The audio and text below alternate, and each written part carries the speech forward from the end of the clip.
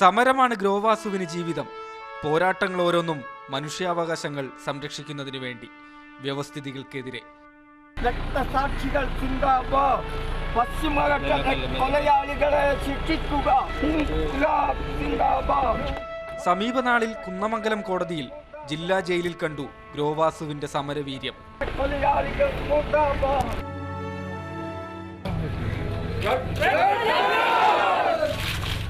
മാവോവാദി അനുകൂല പ്രതിഷേധം നടത്തിയെന്ന കേസിൽ ജാമ്യമെടുത്തില്ല, പിഴയും അടച്ചില്ല. നീണ്ട 46 ദിവസങ്ങൾക്ക് ശേഷം വാസുവിനെ വെറുതെ വിട്ടു കോടതി.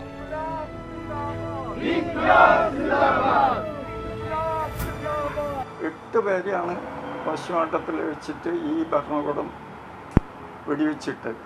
കേസ് അവരെ അഭിവാദ്യം ചെയ്തുകൊണ്ട് മോർച്ചറിക്ക് മുന്നിൽ ഞങ്ങൾ നടത്തിയിരിക്കുന്ന ആ സംഭവത്തിനാണ് അവർ പോലീസ് കേസെടുത്തത്. അതിൽ തന്നെ വേറൊരു കേസുണ്ട്. ആ ബോഡി ഞങ്ങൾ സംസ്കരിച്ചതിന് ശേഷം ഒരു അനുശോചന യോഗം ഉണ്ടാക്കും. അതിനും കേസുണ്ട്, അതായിട്ടില്ല.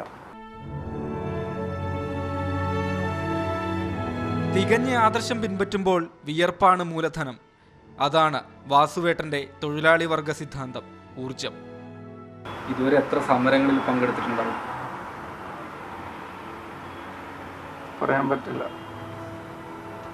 ഞാൻ 16 വയസ്സിൽ തുടങ്ങിയതാണ്.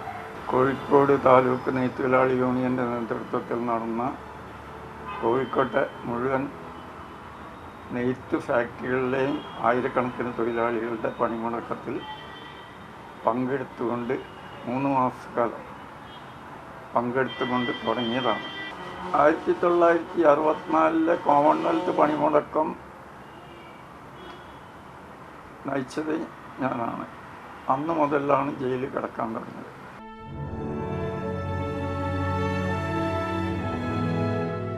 കോഴിക്കോട് പൊറ്റമലിലെ 2 മുറി വാടക വീട്ടിൽ വിശ്രമിക്കാൻ തയ്യാറല്ല വാസു. നീതിബോധത്തിന്റെ ഉജ്ജ്വല ചെറുപ്പം കൂടുതൽ സമരങ്ങൾക്ക് വേണ്ടിയുള്ള കോപ്പുകൂട്ടലിലാണ്. കാലുകൊണ്ട് നടക്കാൻ കഴിയെങ്കിലും നാക്കുകൊണ്ട് സംസാരിക്കാൻ കഴിയെങ്കിലും എനിക്കത് ഒരു പ്രശ്നമാണ്. കിതയ്ക്കുകയില്ല വാസുവേട്ടന്റെ മനുഷ്യാവകാശ പോരാട്ടങ്ങൾ. പോരാടിയിട്ടുണ്ട്.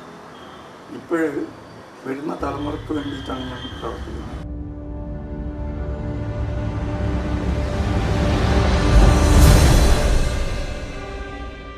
കോഴിക്കോട് എന്ന മനോജ് പയ്യന്നൂരിനൊപ്പം രാഹുൽ KV, മാതൃഭൂമി ന്യൂസ്.